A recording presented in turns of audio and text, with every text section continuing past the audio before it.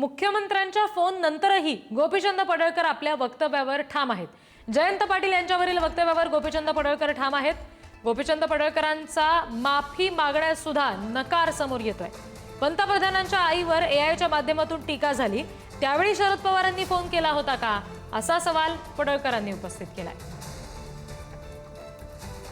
पवारांनी माननीय देवाभाऊंच्या मातोश्रींच्या वरती जेव्हा खालच्या लेवलला जाऊन टीका केली तेव्हा फोन केलता का? मी तर काय मीडियामध्ये बघितलं नाही.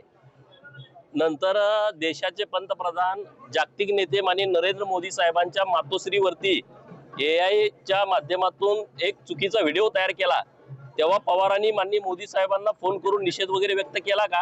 हे जरा मला कुठं मीडियात असलं तर दाखवा, मग मी या विषयावरती नंतर बोलतो. उद्या आपल्या वक्तव्याचा राज्यभर निषेध होत आहे. चला हो द्या मी बोलेन या विषयावर नंतर.